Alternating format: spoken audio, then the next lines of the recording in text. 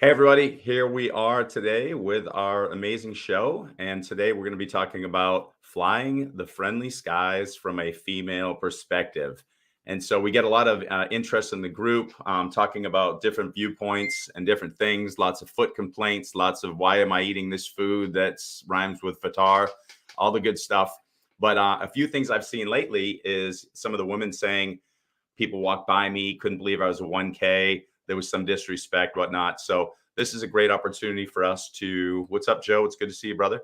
It's a good opportunity for us to get a female's perspective. So we're going to start with Dorothy Zemach. How are you? It's beautiful to see you. I'm great. It's wonderful to be here. I do think in the Facebook group, there's a message from Nikkii, who hopefully can join us too. Yeah. I know she's had traffic issues. Okay.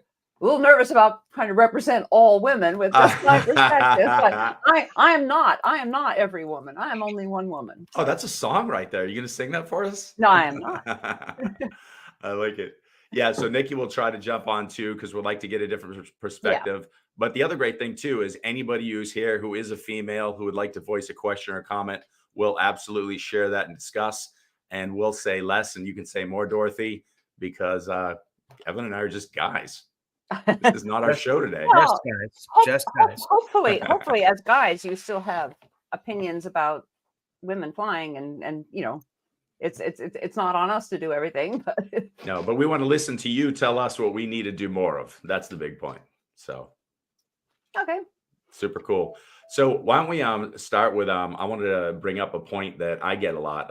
My wife and I are blessed enough to host retreats in different places in the world. And we have a lot of solo female flyers and they come out for the first time. And usually at first you see this trepidation in their face with sitting down in an opening circle. We kind of have that, you know, we're about to do something that's extreme to them. We might be going on a safari. We might be jumping off cliffs in Costa Rica. We might be about to do a cacao ceremony in Guatemala. And you see their faces like, what did I sign up for? And pretty much instantaneously, once we do the circle and we say, welcome, you see this softness come in. And then all of a sudden, everything changes at the end consistently. They're like, I'm so glad I did this. I want to ask you a question. What's your experience with solo travel? Are there places that you would... Hold on a second. Why don't we ask her to introduce herself first? What she does, absolutely. Okay. You know, what I get Evan, I get excited. I just want to know who she is. Yeah, who are you? Evan, who are you? Nobody knows. Dorothy Zemach. I'm coming to you from Eugene, Oregon. I work as a lot of different things. I write and edit textbooks in the field of English as a second or a foreign language. I do consulting and teacher trainings. Almost all of my travel has been for work broadly in language training. I do some travel for publishers promoting textbooks and so on. I've done a lot for the U.S. Department of State, which does, I don't want to call it soft propaganda, but I will, a type of foreign aid to developing countries, as does the British Council. And I've done some projects with them as well. I also edit fiction. I have my own small publishing company, so I publish things. So books, writing, editing, education, things in that sphere. So all of my travel is pretty much for work. Cool. And how many miles do you fly a year? Well, it's hard to know now. So in 2019, 18, 19, I think 19, I was only home for 2 weeks in a row, twice in the year, which was probably a little bit too much. But then came the pandemic, right? And all my travel is international. And I think in that year I went nowhere. I think I flew home to see my parents once, you know, when COVID hadn't hit where they were living.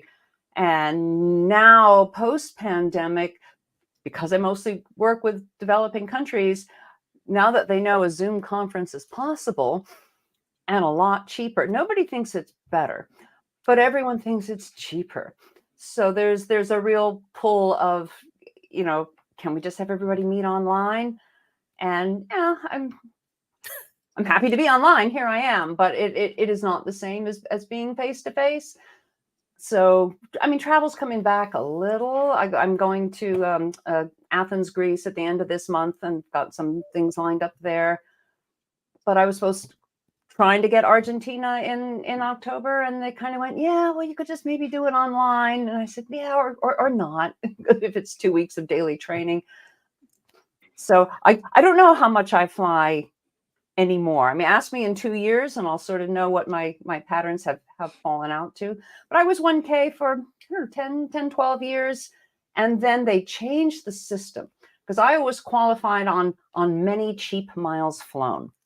It was actually somebody in our group, Keith Foles, who introduced me to mileage runs. So if I was ever coming up quick, I'd zap out to Hawaii and back on one flight if I found a cheap price. So I made my 1K on miles flown. And then they changed to dollars spent. And I had one good year in 2019 because I went to Australia, and I don't normally go to first world countries, but they paid for a Polaris seat. And that put me over on spend. But I knew I'd never hit that again. Then came the pandemic, and I was one of these people who had status extended, I think, twice. I think they mispegged me as somebody who was important and would have money later. And then I hit my 1,000,000 miles. That's why you can't kick me out of the group now. But I'm not going to organically qualify over gold anyway this year. I will nobody in Algeria or Yemen is flying people Polaris class. So on spend, I will never hit 1K again. So it sounds like you've got stories to tell us about Algeria and Yemen and other places that most. Well, when you talk about places going as a female traveler, I mean, yeah, I do have stories about those places, but I do travel alone a lot. I mean, I can get my husband to come with me sometimes, but he's very busy with his career and the things he does. Unless it's a good location, preferably to a city with art museums, I'm not going to. Athens? He's coming to Athens because Nice. I took him to Greece. I had what were we there? 6 weeks. I had a long stay, and our kid is grown and out of the house, and so I said 6 weeks is a long time. Would you come? And he was thrilled to go to art museums and draw every day. So I love it. My favorite story with Athens, we were there with my daughter in 2018 when we did our little trip around the world, and my wife and my daughter walked into little kind trip of around the world. Little, yeah, it was pretty good. So my daughter had a fun experience. My wife and daughter walked into kind of a farmer's market area that was like right there that everybody shows up at night. And someone's like, oh, would you guys like a drink? So they hand my daughter, a little drink, and she drinks it. He's like, would you like some more? And they're just all talking. Like 3 drinks in, my wife's like, what is this? And he's like, oh, it's our like local alcohol. And my kid's like, literally, she's 12. And she's got she has a total buzz, and they come back in and like, they're laughing and they're having a great time. And she's like, yeah, I guess that's just what they do here. So in my mind, Athens is a bunch of drunk people getting other people drunk. And I loved it. And we don't start till late. That's pretty much what happened. They went out after dark, and they came back, and they were some lemon drink or something. They were happy. So it's too hot in the afternoon. So we have to take a nap. Yeah, it's really hot now. Yeah. So okay, Scott, you can go back to your question. We're going to go back to my question. So that, by the way, that was 2 women's perspective, a 12-year-old woman and a 40-something-year-old woman at the time who both loved Athens and felt safe getting drinks from random people in the market. So there's one place you can go. And so back to the question again, you've traveled to some amazing places, sounds like mostly for work, but still, again, walking into the airports, where can you go? What kind of things do you feel comfortable doing? Talk about tips, places that you feel safe or not, and tips on how to feel safe. And of course, most of the countries that I'm going, I mean, you think of places like Libya and Yemen, they are somewhat more conservative. And, I wouldn't be wearing this. You want to be covered up. And I think that's one thing that's slightly harder for women than for men, is for us to be dressed nicely involves less comfortable shoes, makeup that dries your face out. I mean, a man can put on a clean suit from 2007 and look fine. Right. I'm not saying you do, but I'm saying you can. And for us, looking professional is a bit, so, take a scarf that you can put over you that looks like it's fancier, or so you need to be dressed for your arrival. I used to be a lot more cavalier about just showing up places and trust that people would come and get me, because I'm always promised that somebody will come and get me. And if you arrive somewhere and there isn't somebody to come and get you, that does become disconcerting. And I don't think most people hanging out around airports who are somewhat unsavory characters, I don't think they're looking to, you know, rape a woman. But if they're looking to overpower somebody, I'm smaller, I'm not a fighter, I would be kind of more of a target. I did about 4 years of back and forth to Algeria. We had this huge Ministry of Education project. So on subsequent times when I went, I had a SIM card for my phone. I had local currency. I had a lot of phone numbers to call. But on my very first time, and of course, coming from the US, I either go through Frankfurt or I go through Istanbul. Flights get in late. And inevitably, there was some delay. So I'm in the airport around 2 a.m. Should be a driver there from the British Council. And he's not there. And there's some real cab drivers sort of circulating, and then just people hanging out at the airport for whatever reason. And I'm a little less comfortable with them. I'm the only woman there. I'm the only foreigner there. And I have the name of my hotel, but I don't have any local currency. And I'm thinking, how do I get there? So I think I found a police officer who was uninterested in my case. And I said, can I make a phone call? So I didn't have a cell phone that worked. And I was hoping he would let me use his, but no. And he said, well, you'll need to get a token from this machine taking local currency. And I said, okay, where can I get local currency? There's no ATM machine or anything. And he said, well, you have to wait till the bank opens at 9. I was like, I can't wait till the bank opens at 9 in the morning because I have to be picked up from my hotel at 8 in the morning to go to work. I've got to get to my hotel. And at a certain point, I said yes to one of the illegal taxi drivers hovering and said, can you take me to this hotel? And he says, sure, that'll be X dinar. And I said, got no dinar. He said, that's all right, I'll take euro. I said, fantastic. I have no euro. He's like, pounds? I said, I can give you $20. And he's looking at it, and he's no idea what the exchange rate is. I have no idea what the exchange rate is. And I had to assure him gently that, of course, you're still ripping me off. This is a fantastic price for you. I don't know by how much, but please just take me. So at that point in the airport, in the light, he's more focused on is $20 something or nothing. But he decides to take a chance. We get in the cab, and now, of course, it's pitch dark, and I'm sitting in the back, and he can't really see me. And he begins chatting up in sort of a friendly way. And I don't know the streets of Algiers at that point. I hope we're going to my destination. It's my only chance. And I'm talking in French. And at a certain point, he asks how old I am. And it was such a weird question for a cab driver to ask that I was like, what? And he thought I hadn't understood the question. So he repeats the question. And he says, how old are you? For example, I am 35. And I said, oh, okay. Yeah. I am, I don't know, 57 or 58 or whatever I was at the time. I think 57. And he was stunned. He goes, 57? That's the age of my mother. And something clicked. And I leaned forward and I put my hand on his shoulder and I said, yes, please think of me as your mother. And he just shifts into this other, okay, it's not a woman. This is a mother. And even some of the cultures that we consider to be more sexist and have greater male-female divides, mothers are revered, right? Maybe a woman isn't going to get equal pay for equal work, but mothers are revered. And his whole body language changed. And suddenly the language is more respectful. Like, yes, ma'am, I hope you have a wonderful stay, ma'am. So to tap into that, I am your mother was very helpful. And obviously that's an age thing. It's harder to pull off if you're 25. But for those of us who are older, we should use that to our advantage. We're not any stronger, but we can tap into a cultural archetype that demands respect. And he took me, he didn't take me to the door of the hotel because he was still in a legal cab, but he got me close to the hotel and I could walk the rest of the way and it was fine. But that was because you're also a quick thinker and you sat and said, let me figure out some way to make this work for me.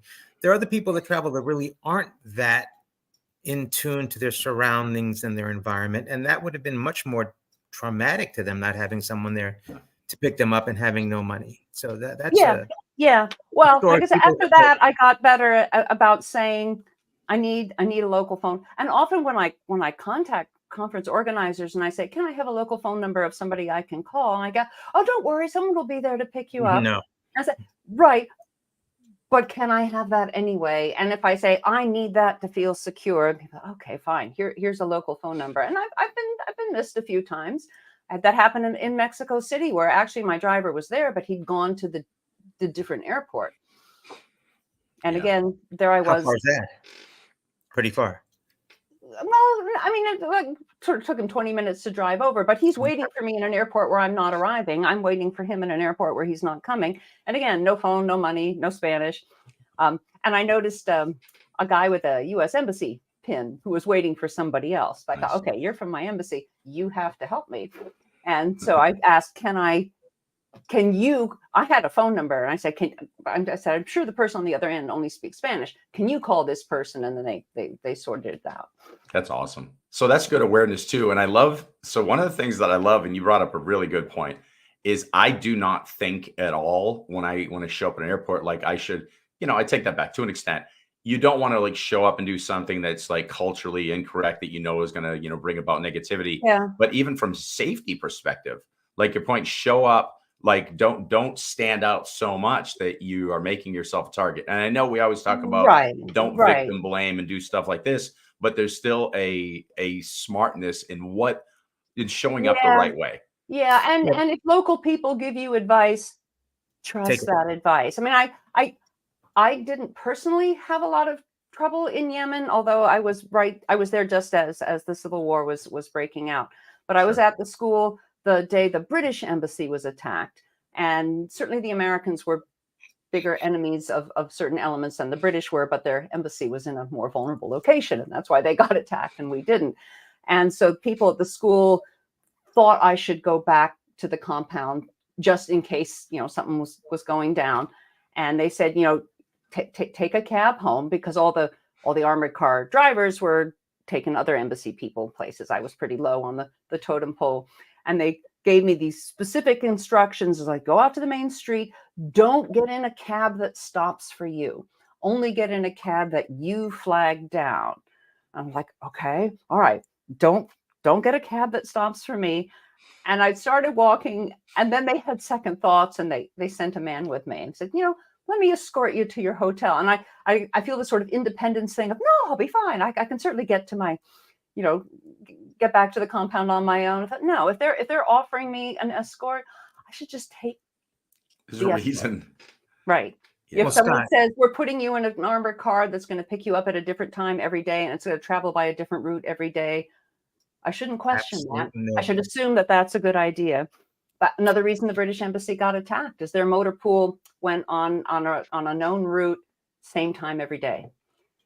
And we Americans got a schedule at the beginning of the week that would tell us the different times for different days when we would be picked up. And it was never the same time, never the same route. Yeah. That's an amazing story. Yeah. Well, Scott, you stand out to begin with because of your height. So that'll be very difficult for you to blend in some 100%. And like Dorothy, fortunate enough, I'm always thinking I'm hyper aware, but awareness doesn't change your ability or disability to stand out, however you want to look at it. Right. And you do. And I don't think you probably can't successfully not look American. You have body language, you have a way of walking. Sure. It's not just your clothes. But an interesting thing I noticed in Yemen, I mean, I always wore long dresses, long sleeves, high necklines, but I did once buy a traditional hijab and abaya in the market. And I thought, I should wear that out one day. And I didn't, I bought one of those, the face masks, but they're really awkward to wear with glasses. And it's like, no, I can't do that. So I just had my hair covered and the black robe on. And I walked, I think, to the supermarket to buy food. And I had cars honking their horns and people yelling abuse at me, going and coming. And I thought, but I don't get that when I'm walking in my regular American clothes. And it clicked, because when I look like an American, they can tell I'm a foreigner, and I look like I'm somebody being respectful.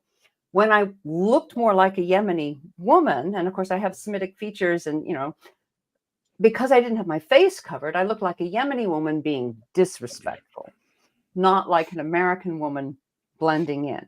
So I don't think you have to not dress like an American, but you could not have, expensive AirPods in your ears and maybe wearing a lot of jewelry.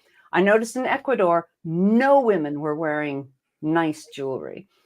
And I Mhm. asked someone about that, and she said, yeah, not with problems with robbery and whatnot. And I Yeah. thought, okay. And I don't tend to Brazil, wear, Ecuador.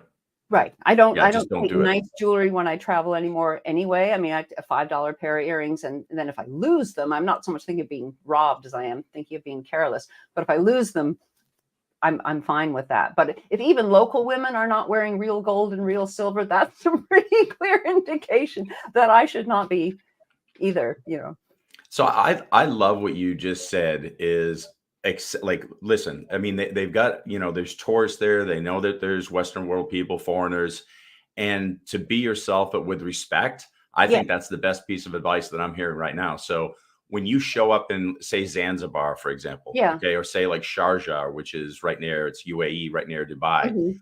We've been to places like that where, you stop for a minute and just say, what is it we're supposed to do? And they say, make sure shoulders are covered for women. Yeah, Make sure there's certain things you don't look at a woman when you're walking down the street. Look at the man. Like once you know the rules and just yeah. the things that like present yourself as respectful, I've never really had any problems, Well, but and it would be easy to make a you mistake. can Google before you go. I mean, none of And I this stuff think that's great. is secret. And there are country. I mean, Thailand is a fantastic example of a place where local people have pretty strict ideas of modesty, Yeah. and foreigners can get away with anything. No one's going to stop you wearing your swimsuit into town to buy something, but you're going to be treated differently. There's a different perception of, kind of, the ugly American, or the respectful tourist. And just because you can get away with wearing shorts doesn't mean you should get away with wearing Dorothy, shorts. you've been to a lot of interesting places, and you seem to be attuned to the local environment and what needs to be done in certain places.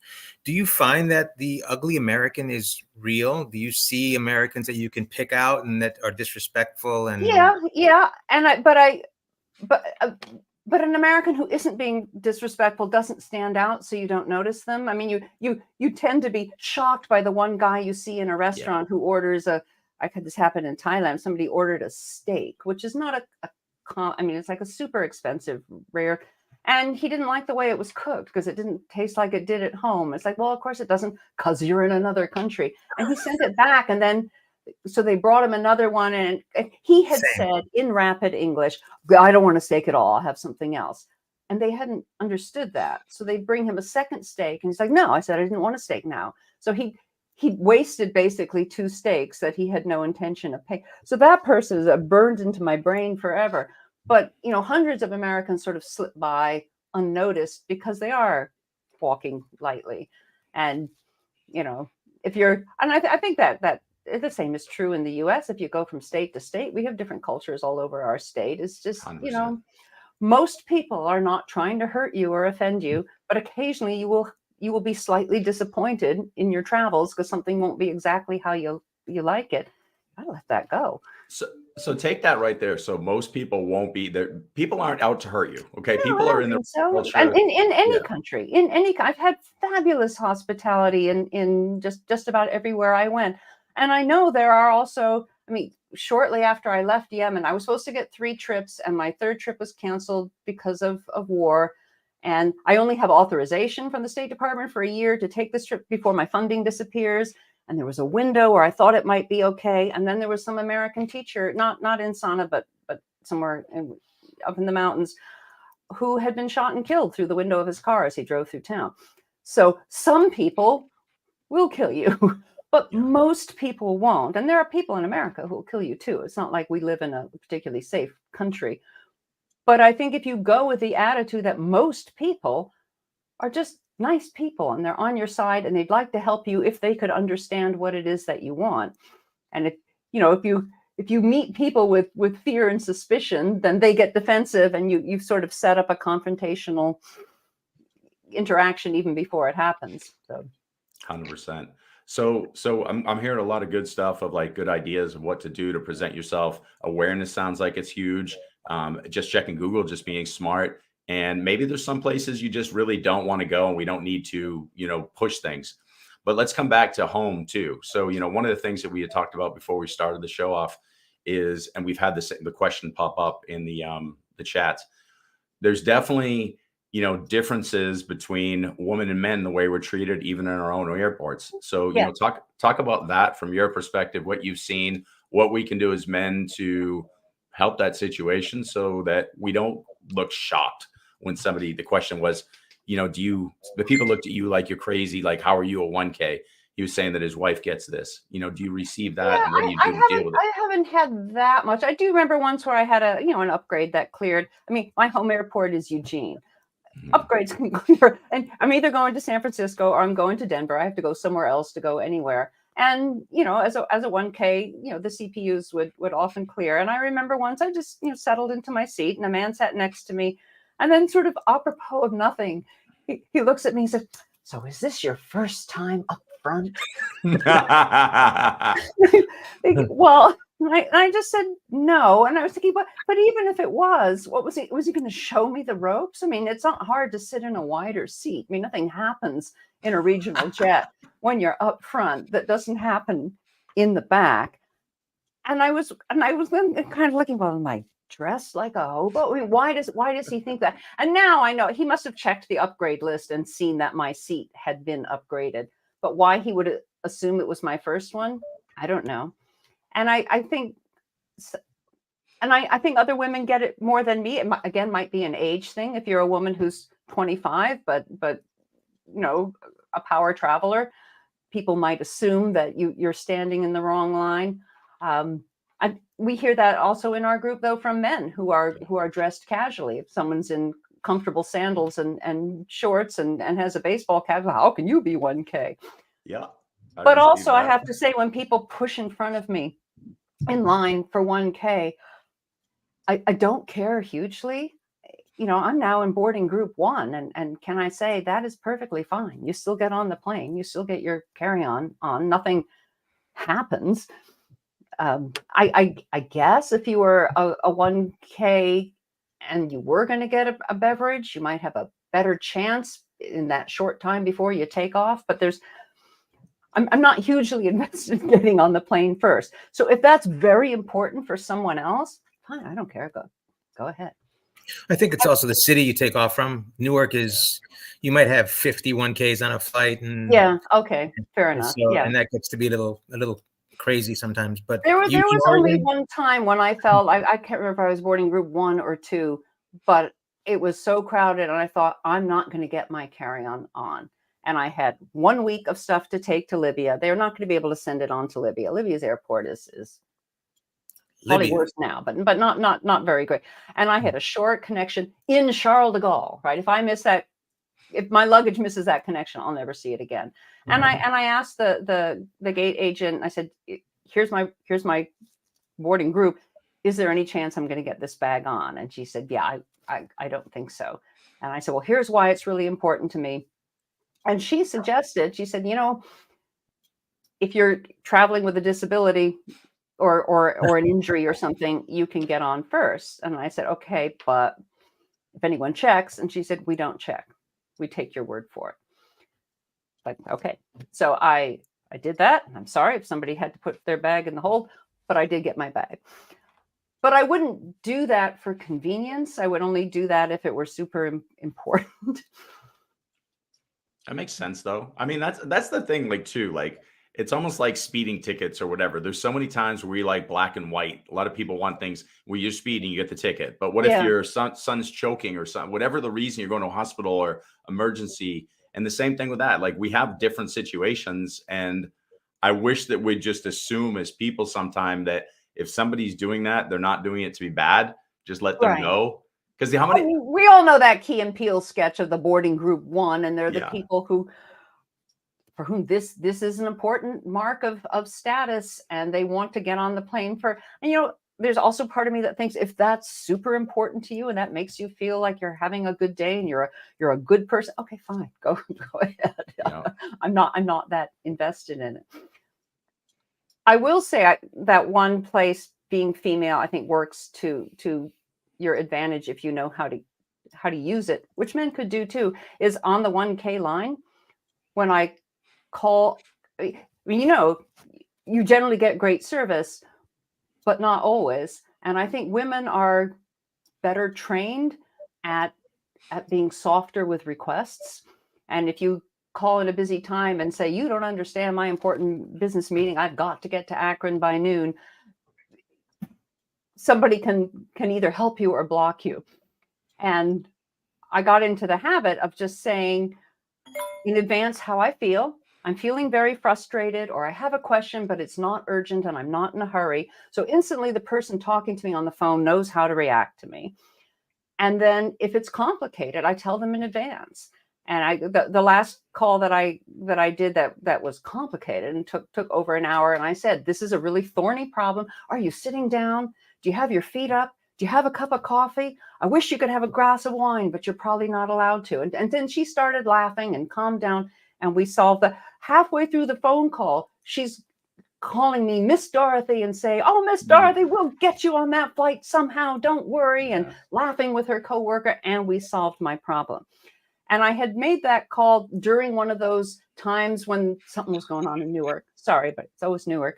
And they were saying, if you're not flying in the next 72 hours, call later. And I wasn't flying in the next 72 hours, but I was losing my 1K status and access to that phone line in a day. So it's like, I got to call now. And so I apologized. And I said, I'm sorry for calling you with something non-urgent at a very busy time. Is this okay? And she said, no, that's fine. And on we went. And I mentioned that in our group. And someone said, not a woman, someone said, oh, so now we have to apologize for asking them to do their jobs? I was thinking, well, you don't have to, but I got great service. And women are sometimes told that we need to be stronger and more assertive and better negotiators. And sometimes that's true. But also, we could equally say, well, men need to be softer and more indirect and gentler. And maybe that's a nicer way to communicate rather than telling women they have to be more aggressive. Maybe men could be less aggressive.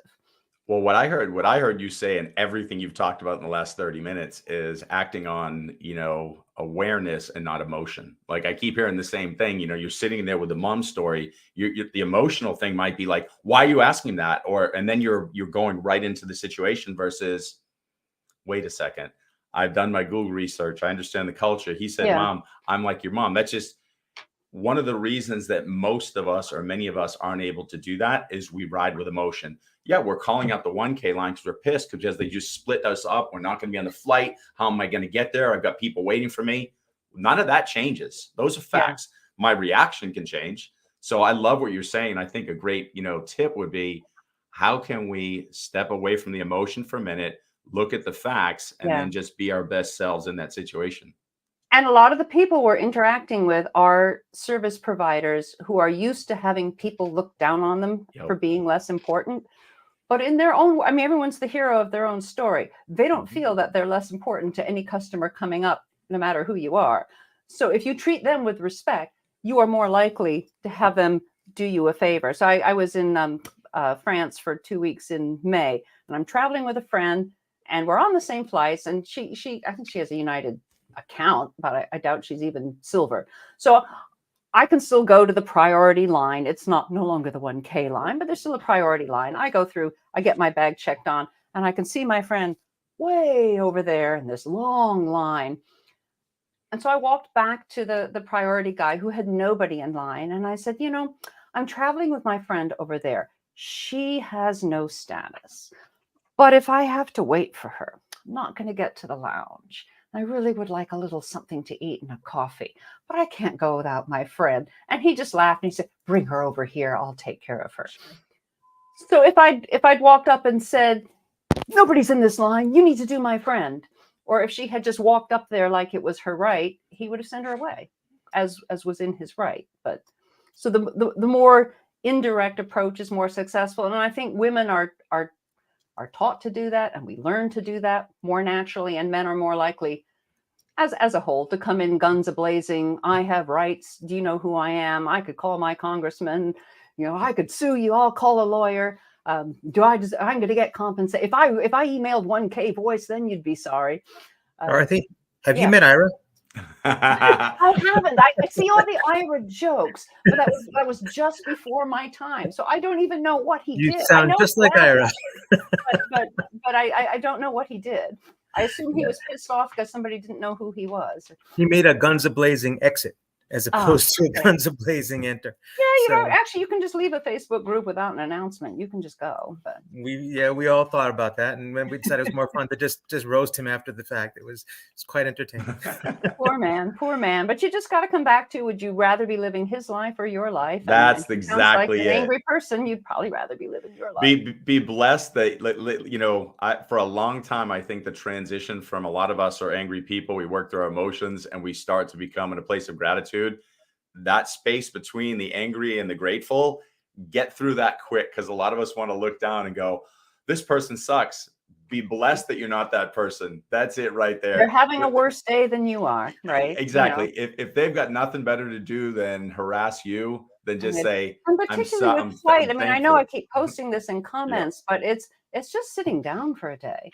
It shouldn't be that hard. Even if you were sitting in a narrow seat or a seat without snacks, it's just sitting down for a day or half a day.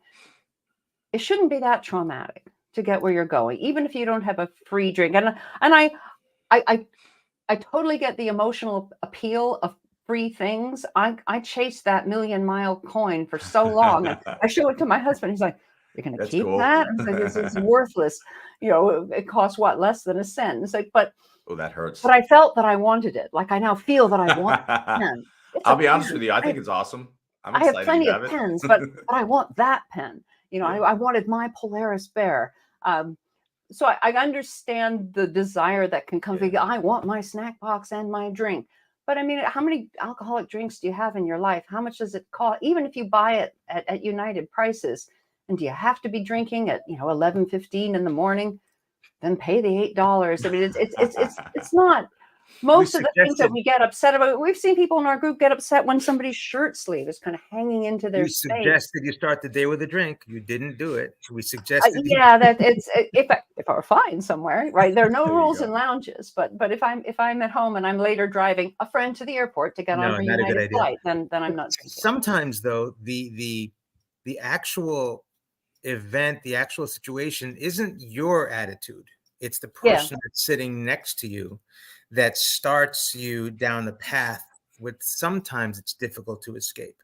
If they get jammed into the middle seat and all they do is complain and all they want to do is get up every 5 minutes, I mean, that can also influence your experience, no matter how calm and how loving, like Scott. Yeah, I think I related in some thread where kind of all my stories come out about some guy once. He had the middle seat, I had the aisle seat, and he asked several times to switch, and he kept saying, "I actually don't mind an aisle seat."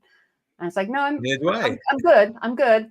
And he seemed to want to talk, and I didn't want to talk, so I put headphones on. I didn't have anything playing, but he didn't know that. Put headphones on, and I have a book, and I love to read. When I'm reading a book, I am busy. I'm not available. A book is no, go away.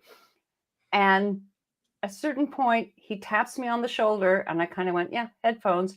And he reached up and he pulled one ear off my head, points to my carry-on under the seat that had a little button on it that said "No war." This was during the Iraq War. And he says, "I see you're against the war. I fought in Vietnam." And I gave up. It's like, whatever you're going through, buddy. So I took the headphones off. I put my book down and I listened to him talk about the war. I guess he was pro-war. It was a little hard to take. Then it came to his brother had fought in Vietnam and his brother had committed suicide and he just had to talk. And it was a very uncomfortable flight for me. But again, it's just sitting for a day. And when I got off that plane, I still had a better life than he did at that point in his life. And, and I could have angrily been pressing the call button and had him moved or something, but to what end? Where are you going to go on a plane? Where else can he sit? Yeah. And, we're not licensed counselors. It's not our job to help other passengers through trauma. I get that. But, if somebody is so exhausted that they fall asleep and their head falls on your shoulder, I mean, how terrible is that really? I mean, I think the big thing that we all forget is this: everybody and every instance in life shows up for a reason. We're here to learn. This is a beautiful place that we can dance in this existence, and there's education and learning. I'm not sure if I can buy into everybody's there for a reason in my life, but I'll be with you like 70%. All I've known is this: when I do the rewind, just as a coach, when I rewind and I'm like, why were they there? Eventually something shows up and I'll see, okay, I don't want to admit it, but there was some benefit in my growth that I probably needed that because I wouldn't have learned the lesson otherwise. So maybe that was a moment where you just got to listen to that person. And I'm not saying like we want them there. I'm not saying that in this present moment I would do it again, but they were there for a moment, and thank you that they're gone. But there's something to be learned from those moments. Because to Evan's point, I will proactively do everything in my power to create a peaceful situation, and eventually I will fail. And I'll get to a position where I'm like, oh, really? Is this where we're going to go with this? And I know I failed. And then I look back and I'm like, wow, that was the opportunity you asked for. You asked the universe for this to prove that you can be a peaceful person. This person showed up and you blew it. So what are you going to do next time? So you're going to get it again, right? And then you're going to get it again. So as I grow, that person who has to talk to me when I don't want to, or share something I don't believe in, I actually say, I know this has to be a lesson because this moment sucks and I'm stuck here for 8 hours next to this person. So I'm going to do my best to just. If you think of it like a Groundhog Day where you keep reliving it until you learn your lesson. That's probably a good lesson for everybody in this group is, listen, we get it. Elbows in your face, person doing this, brought a service dog that's not, that pissed on your foot. We totally understand. There's nobody here who's asking for that. Nobody's saying, you know what I want today? I want the person in the middle seat to destroy my travel. But if that's what happens, we also have to receive that. So any other questions, Evan? We've been running for 41 minutes. I do have one final question, two questions for Dorothy. Is Nikkii still stuck in traffic? Nikkii said she couldn't make it. She's still stuck in the tunnel. And I don't want her to get on the call with her driving. That would be no. But I feel kind of weird being like, don't we have? I could make all sorts of sexist comments. I'm not going to. But the question I have for you is, how much value do you think the group brings to you? Oh, a lot. I think, and part of the people complaining and venting, and that's your escape valve, right? I mean, it is a safe place to say, I was annoyed when I saw bare feet, or I didn't get the meal, I got the meal, but it sucked anyway. You can't complain, especially to friends who are not flyers or who are not elite flyers, and say, I can't believe I got a gin and tonic, but they had no limes. The pandemic's been over for a year. Where are the limes? You can't complain about that to people who can't afford a flight at all, because you just sound like a jerk. In this, so that's kind of the safe space for bitching. But I've picked up all kinds of tips, right? The Greg Smith method, right? Yes. And I have made genuine friends. I have not made it out to an event yet, but I kind of think someday I will. But it was through someone in that group I met that, we couldn't do the cruise that people were advertising, but we have tickets. We're going on a cruise to Panama, to the Panama Canal in January. And when I mentioned to people, it's like, oh, I met some woman on Facebook and we're going to go to Panama on a boat. And I was like, oh, why are you going to be murdered in your sleep? It's like, no, because we've seen each other interact. We had a feeling for our character. And we did some phone calls and vetted each other that way to make sure we were compatible. But it is a group of people that I, with the exception of Keith Foltz, that I would never run into in my job or in my daily life. And it's just we're not in college anymore, which is your other chance to meet a lot of people you wouldn't normally meet. If you don't meet people through work, where do you meet different people, and people who have all kinds of different professions and different perspectives? And hooking up with the whole Ukrainian project, and I went through my dad's Mileage Plus account, and he did 4 Ukrainians out of miles that he would never use again, and that's just been wonderful. And I would never have heard about that effort had I not been in the group. I just wouldn't have known. Well, I'm glad the group is positive for you, and I hope everybody finds it the same way. Although we have some people that complain once in a while, but that's what it is. So in the defense of Dorothy's statement, I actually love what you just said. So yeah, it gets irritating when people are complaining about certain things, but you know what? That irritation's my problem, not theirs. And you bring up a very good point. You come here to this group because I mean, think about get this. it, because they understand. Like, there's certain things you could talk about your spouse. You could talk about with your spouse, but like my spouse does not give a shit at all about me talking about. Oh my God, we just got these bonus PG, miles. Scott. We're getting. This is PG. Come on, this is Oh, PG. did I? Sorry about that. I Can mean, you I imagine have going not. to Hold on a second. a normal friend and saying, I did haven't not gotten a swear pen once for this playing whole a time, and new I'm woman." from Boston originally. Come on, I've been doing pretty good. But yeah, So, I can't tell a normal friend that I yeah, want a pen that says United Airlines on it. They're like, well, why don't you true. just buy one? Somebody You had can't said, tell you it- can get them on eBay. It's like, but that's cheating. You If can't tell have a friend one, you they met hand it to you met Tom Stuker either, right? 23 million miles, and why you want to meet him. People don't understand that. Nobody Right? cares. My wife thinks that everyone is nuts. They're all like, "You guys are crazy," and maybe we are. Maybe they have a but point. Maybe yeah, everyone finds their own crazy and their own Just plain crap and crazy, whatnot. right, Scott? Just plain crazy. I know she can't say that because that's the name of her book. She can't say that we're crazy, but maybe we are. One more question, Dorothy. Yeah.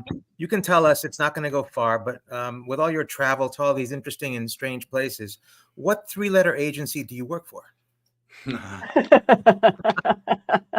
My husband has this theory that any country I go to will collapse after I leave. It's like Really? Libya, Yemen, Algeria. I went to Greece. There was an earthquake. I mean, it's just, And or fires. like you say, the economic collapse. Somebody else had an earthquake, but no, I'm just a freelancer. Certainly, in some of these places, we're asked if we're CIA or FBI NSA or one of us, right?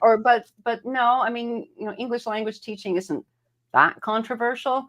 When I was in Russia, I was given 2 minders who were at my elbow the whole time. And one time when I tried to go out in the evening on my own, they were very upset, but they wouldn't tell me why. They were sort of glued to me, and they were very helpful too. So I know there's natural suspicion sometimes. Why is a person who has money coming to a country that has no money? Yeah. And especially when I'm there with the U.S. Embassy, but no, not CIA, and not particularly high status, just consultants. I believe you. Thank you. Thank you Oh, for sharing. Scott, they're good. They're really good. Thank you for sharing your woman's perspective on flying with the friendly skies. We certainly appreciate Thanks you. for having me. Yeah. Thank you. And and if you've got any ideas or anybody has any ideas of people that we need to interview, we definitely want to do more of this and make sure we bring some value to the group. And it sounds like you're giving value for the group. So thank you. I think we'll bring Nikkii on at a future event. Absolutely. So, and I think coming up, Scott, we have that event coming up in Chicago. So I've already told the people in Chicago to find us a couple of people to put in the podcast. So we'll see how that shakes out in the next couple of weeks. Are they going to send us a deep dish pizza, gluten-free? So it's like not from Geno's, not from Geno's. As long as it's gluten-free. I know I'm really like what's the word I'm looking for? High maintenance. I'm very high maintenance. I need gluten-free. So well, whenever you want to do an event in Eugene, Oregon, you're more than welcome. I want that. Three of us in the group. There's 3 of us in the group in Eugene. I don't know if that's enough to make a hub, but how far is Bend? Is create an event, and Joe will be there. All you have to do is create an event, and Joe will be there. That's true. That's true. And he's listening right now. Goes, "Yep, I'm already on the plane." I'm almost as we bad. We do have a nice airport, no lounge, but it's more a events nice than Joe. So I'll be honest with you. I think it's incredible. I mean, that's think of the value of a group if you're just going from event to event and meeting people, and you have the ability to do that. I mean, I'm envious. I think it's genius. I love it. I think it's great. Cool. All right. Well, love you guys. Thanks for joining us. Thank you, Dorothy. Appreciate you. Thanks again, Evan. Thank you guys everybody. are wonderful. And we'll catch up with you probably 2 Fridays from now. We'll jump on another show or whenever we're going to do the one before the Chicago event. Absolutely. Thank Love you all. guys. Safe Peace. travel. Bye.